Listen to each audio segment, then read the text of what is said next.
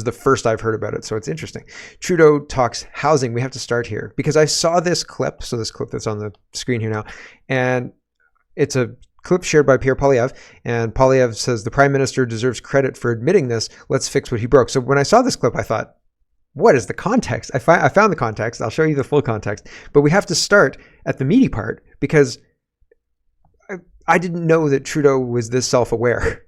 Okay, so I thought he was off in his own fantasy world. No, he knows that he's destroyed everybody's prospects. He's destroyed the economy, and everything he's done has backfired, and people who trusted him feel betrayed by him. And so it's interesting that he knows that. Here's Trudeau talking about that. 12 seconds. 10 years later, I look at those young people who got involved with me the first time. They're now in their late 20s, and they're saying, I can't afford a home. Like, I thought you were supposed to be fixing this. And 10 years later. Yeah. So, yeah. What happened? So there's lots to get to. Let's get to it. First, housing. What happened? Holy smoke.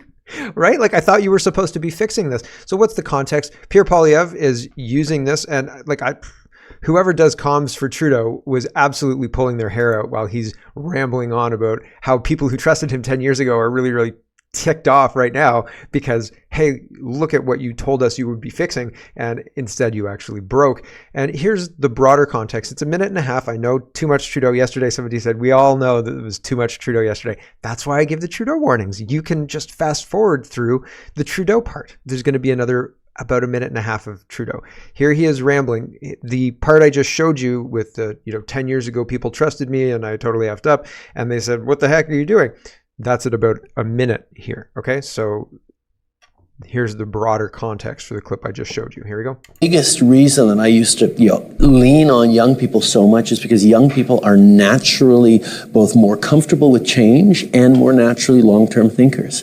When adults reach a certain point in their life, they think of the long term as a linear extension of whatever moment they're in right now. If you set aside a certain percentage of your income, if you pay off the mortgage in a while, if you go through your career path in a certain way, that you can predict what your retirement's going to look like.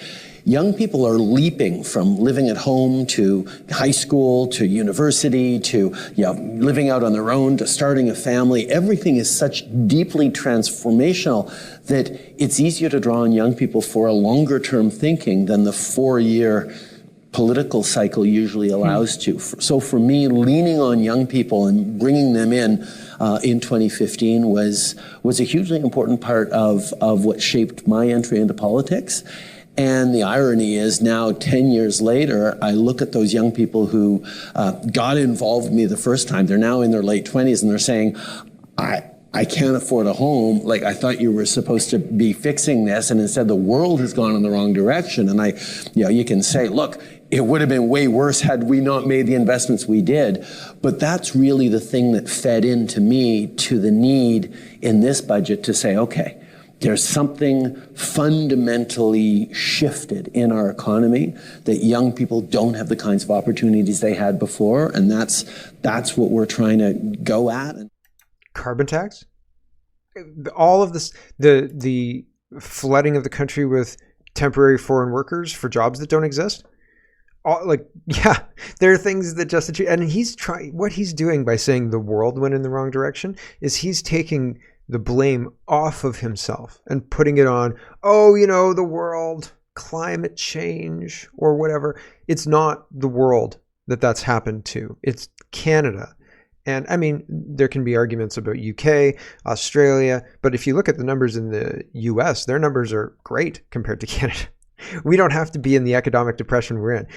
Fundamentally, all of the bad policies that the government at different levels have put in have harmed Canada in a material way, and they're trying to blame climate change or global factors, wars, things like that. And it's not true. I think it's a misdirection, misleading, all the rest of it.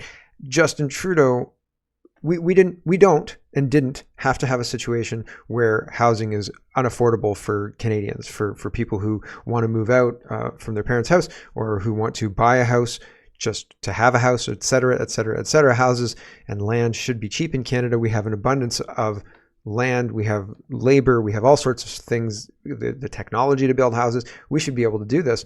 And we were able to do this. And now bad policies are creating a situation where we can't do that.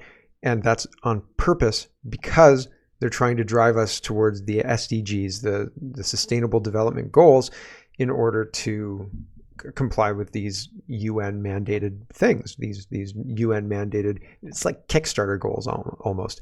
And that's what's harming our economy. And until we face that, until we actually deal with that, it's going to continue to harm our economy. Mark Friesen talks about this all the time. And he's right. He was right then. He's right now. True North says it would have been way worse had we not made the investment we did. Bull. Your curb was a disaster. The carbon tax is inflationary. There are so many examples that the policies are the problem. It is mind-boggling that they think that they can make these arguments, honestly. And after laughing at the young people who trusted him 10 years ago and have now been screwed over and will never be able to buy a home because of the economy Justin Trudeau created, he's saying, old people have houses that are too big. And the irony is, the funny part about all of this is, if you take a big house and you have let's say you've got 3,000 square feet or something like that, big house, and you downsize, probably if you downsize, the small house or the condo or whatever will be more expensive because of how crazy the rent is, right? Like if you've got a mortgage and your mortgage payments are relatively low because your mortgage is small, et cetera, you're going to trade that for a condo payments and $1,800 rent for a small 2-bedroom condo. Yeah, I definitely want to spend extra money on a parking spot when I have a two-car driveway plus 2-car garage, right? Come on, right? It just doesn't make any sense. It doesn't make any sense. So here's Justin Trudeau alienating everybody in Canada, realizing it or not, I don't know, but he's definitely talking about things that he caused as if he didn't cause them. Here we go. One of the things that always comes up for me is the idea that, on housing, you have a whole bunch of older folks who are living in houses that are too much house for them right now, but their connection to neighborhood, to community means that no, they don't want to move out to the suburbs or to some different city to be closer to their grandkids. They want to still live in their community's quality of life, and there is no housing that they can afford even to downsize other than staying in their big house. So where you're actually working to increase the amount of apartments or senior assisted living centers in neighborhoods where people currently live in single family homes, that's a piece that you can actually, I don't know that goes directly at the animals challenge here, but it does start to look at the kinds of things that give you a way out that will eventually shift those numbers in a meaningful way. When you build 200,000 houses, 250,000 houses a year, and you bring in 1 million people a year, and you say, the goal is to build apartments enough to move seniors from their big homes to the apartments.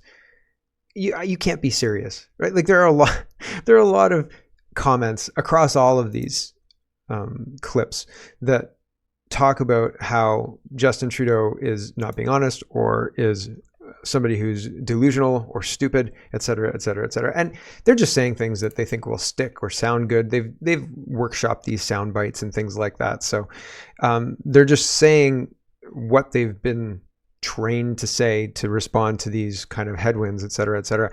And it's not satisfying whatsoever because they're just trying to get reelected. They're not trying to actually solve problems. And that's a problem. That's fundamentally a problem.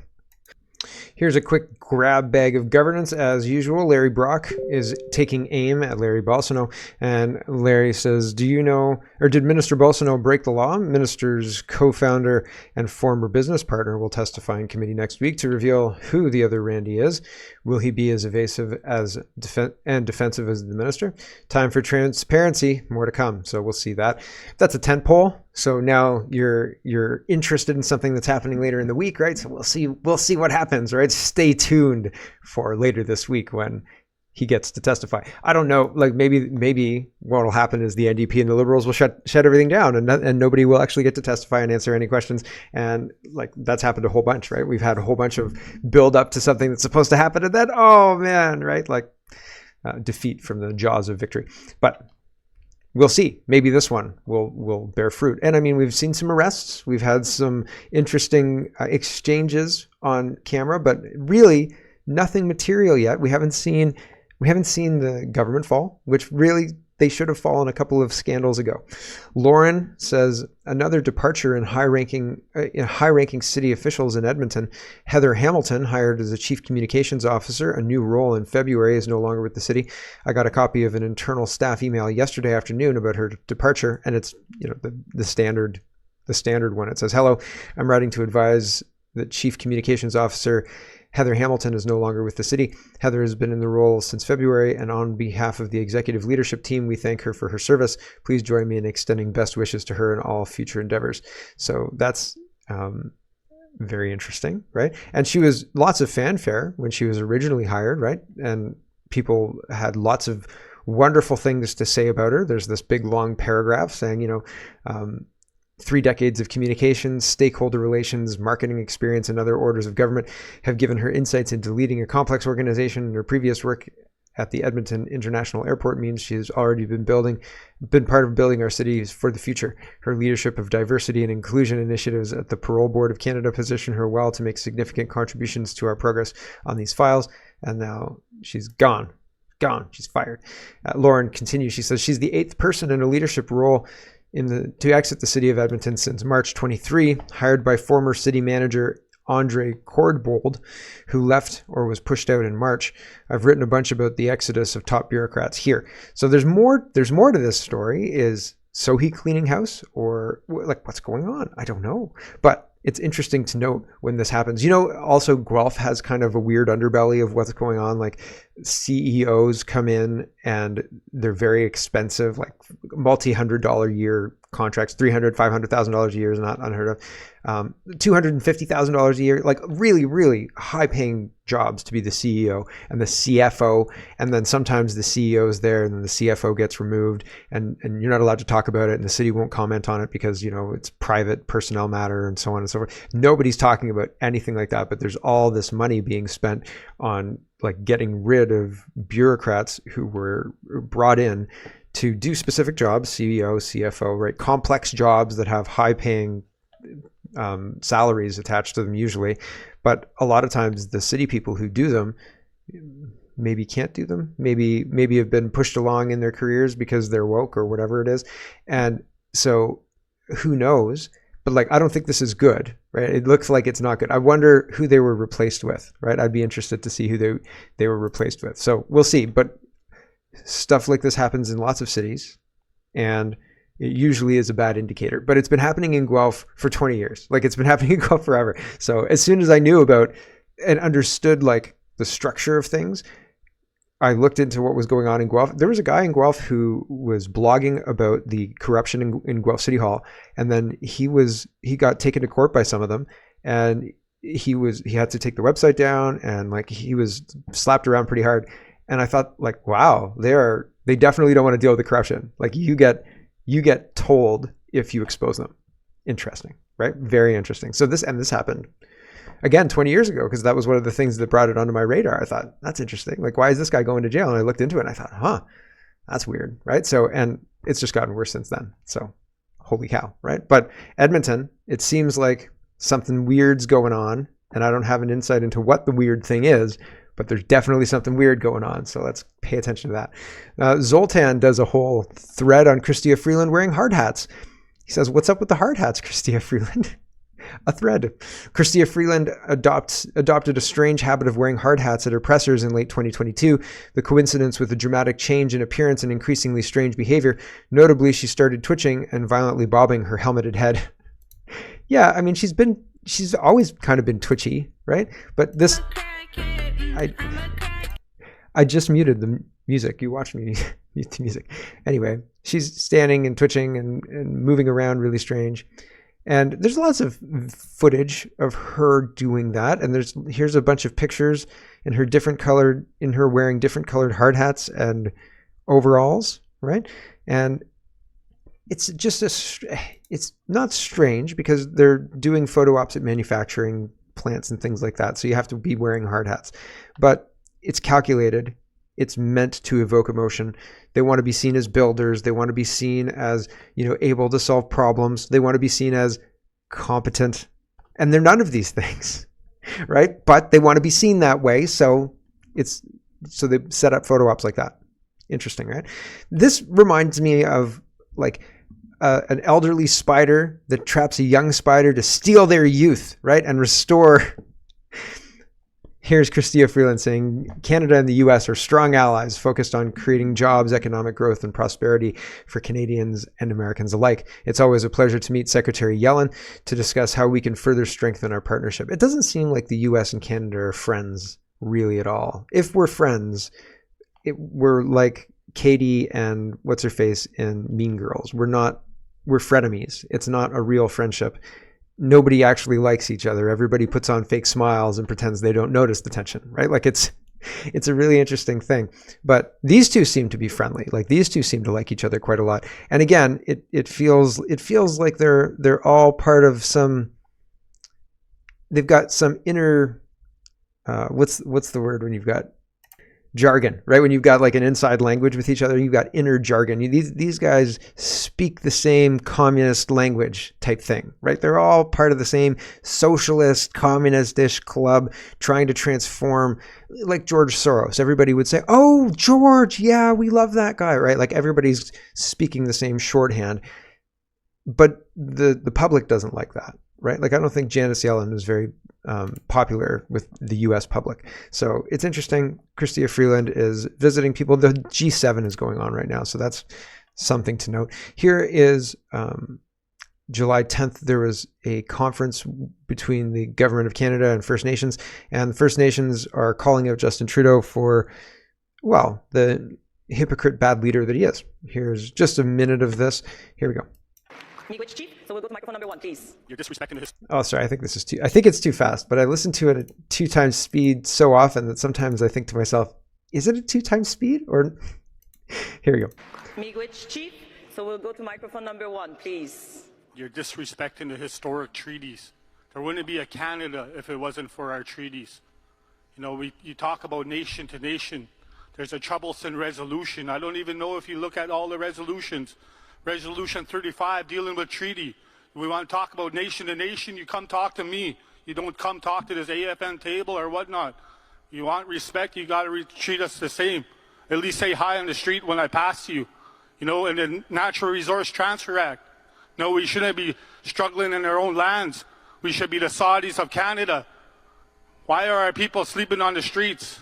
If that's not right. Our people are suffering with addictions and everything. My community's being overlooked. And if if you're listening, come.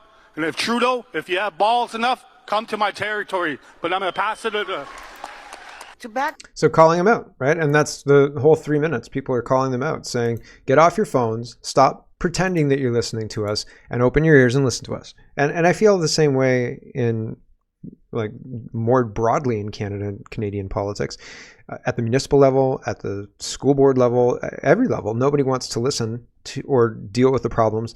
They want to talk at you with their talking points to get elected, but they don't actually want to do the work of doing the problem solving that would actually make it likely that they would get reelected. True North is reporting on Jagmeet Singh. Jagmeet Singh wants to bring in price caps and all sorts of other things that have been proven in history not to work. So True North reports NDP leader Jagmeet Singh calls for imposing price caps on essential groceries, ending what he describes as corporate handouts to large grocery stores and increasing taxes on these corporations. That sounds like it would cause a lot of problems. Here's Jagmeet Singh. So we're proposing a change. We got to change the rules. The rules written by Liberals and Conservatives have to change to put the favor in your benefit, for people's benefit. The deck has been stacked, and we have to unrig the system so that people get a shot. So let's change the rules to put people first. So what do we want to do? A couple of things, key things. One is we could immediately put in place a price cap. We can put a price cap on food essentials. On those food essentials that people need, we could put a price cap. And putting that price cap in place, what it would mean is that you would immediately get relief. If these companies...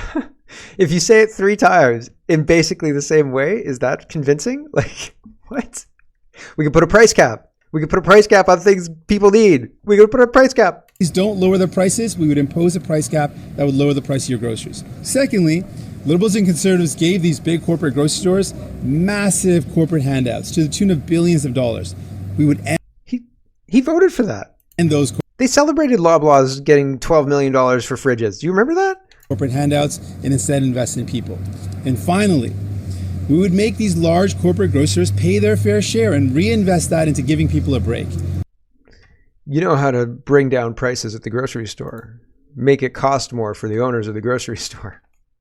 Genius, Jagmeet Singh. Absolute genius. What? This is insanity. It doesn't make any rational sense whatsoever. Table Salt says Canadian Marxist Party.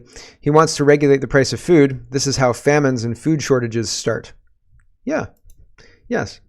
You should just stop the carbon tax and stop propping up this liberal garbage government. They're going to create a situation where we're not going to be able to have an election because it's going to be too dangerous to have an election because we're in a war. I have a feeling. It just stinks. Or if we have an election like in France, we'll think we're going to elect somebody who's not Jagmeet Singh or Justin Trudeau. But at the end of the day, it'll be Jagmeet Singh or Justin Trudeau. But would Pierre Poilievre be any different? Really? Right? I don't know. Apparently, we're spending more billions in Ukraine. This is 14 seconds of Zelensky and Trudeau at the G7. And I think it's the G7. And apparently Zelensky says, thanks for, the billions of dollars. We didn't know about that coming. But I heard that in the middle of the clip, but it's not as clear as a bell. So take it all with a grain of salt. Sounds like Canada's spending more money in Ukraine, though. Here we go. Good to see you again. Thank you that you said it. We didn't know about this, about the condolences. Yes, it was so brutal. I don't know about what condolences he's talking about, but anyway, there you go. More money in the G7. More money for Ukraine via the G7, and a little video of Melanie Joly and Justin Trudeau hanging out in a room with Zelensky for some reason. Holly Doan is reporting 13,614 ventilators were bought under a $700 million COVID program, and they were immediately warehoused as surplus, including devices promptly sold for scrap. So it was a scam the whole time, and they knew it? Weird, right? Weird. They just put it right into storage right away. We don't need these. Thanks, but no thanks. Just the appearance of doing something was enough. Here is how much an EU politician gets paid. Ignorance, the root of and stem of all evil, says how much politicians get paid. 24-year-old YouTube blogger Fidias P, I'm not even going to try the second one, was elected as an independent MEP from Cyprus, has revealed how much money MEPs receive each month. He filmed a video in the meeting room of the EU legislature and posted it on TikTok. He said that an MEP receives 8,000 euros a month in his pocket. In addition to his salary for each day he comes to the parliament and signs a special register, he receives another 350 euros. An additional 30,000 per month is paid to the MEP for the salaries of his team. Another 5,000 per month for an office in his country. He receives 4,000 euros for a PR campaign for his activities in the European Parliament. Another euros a month is paid to invite people to the European Parliament and explain to them what MEPs do. Quote, I have a driver here in Brussels, business class tickets to go back to my country, he said. He asks his followers, do you think we're underpaid or overpaid? Commenters replied, it's called corruption. You're grossly overpaid. So you get 60,000 euros a month to make the world hell? Nice. This is a lot and unfair compared to the people who work hard. What a shame. This is just ridiculous. Politicians should be paid high salaries so they don't take bribes. Enough is to not be bribed. Too much considering that they're just sitting around. Another follower of this guy wrote that he lives on 600 euros a month in the south of Italy.